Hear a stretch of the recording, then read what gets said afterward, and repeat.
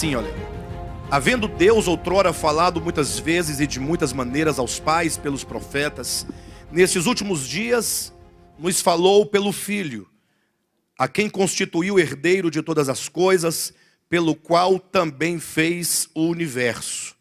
Ele que é o resplendor da glória e a expressão exata do seu ser, sustentando todas as coisas pela palavra do seu poder, depois de ter feito a purificação dos pecados, assentou-se à direita da majestade nas alturas, tendo se tornado tão superior aos anjos, quanto herdou mais excelente nome do que eles.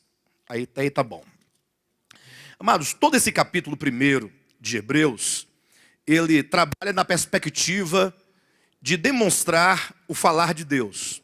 Todo o capítulo 1, desde o versículo 1 até o versículo 14, porque depois desses primeiros 4 versículos aqui que acabamos de ler, do versículo 5 até o versículo 14, o apóstolo ele vai argumentar as razões cósmicas acerca da superioridade de Cristo.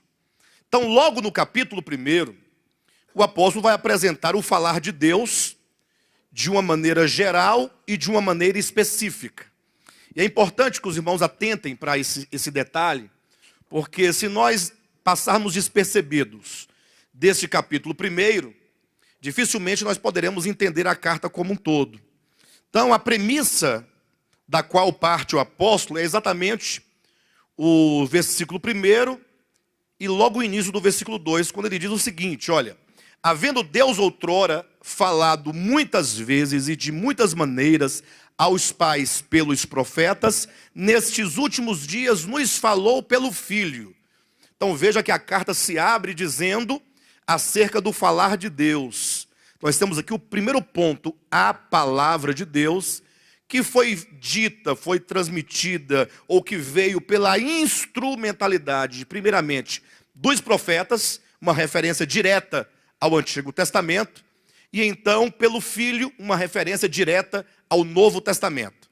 Então nós temos aqui o falar de Deus, a palavra de Deus, no Antigo e Novo Testamento. Então aqui nós vamos passar um bom tempo ainda nesses primeiros 4 versículos, porque algumas coisas precisam de ser esclarecidas. Coisas que, na maioria das vezes, os cristãos não param para refletir. E não somente não param para refletir, talvez nem teriam como refletir, por não terem isso vindo ao conhecimento dos cristãos.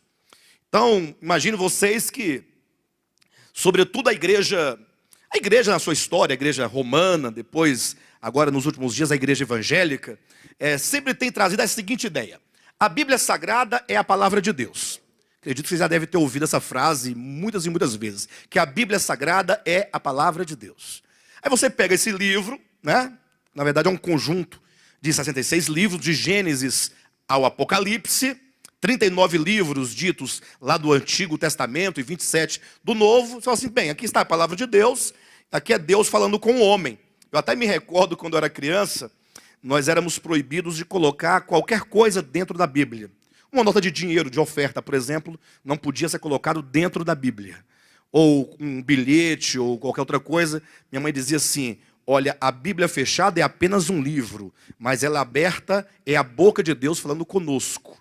Então, essa ideia, que é uma ideia prevalecente na teologia convencional, de que a Bíblia é a palavra de Deus, isso não é corroborado pela própria Escritura.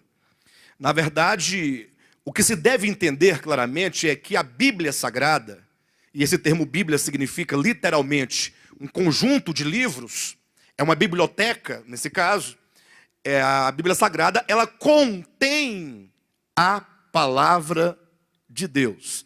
E não exatamente é a palavra de Deus. Se nós não partirmos deste pressuposto, nós vamos chegar a um caos e a uma confusão religiosa muito grande. Talvez esse seja um dos principais pontos e um dos principais aspectos porque existe uma confusão generalizada no cristianismo.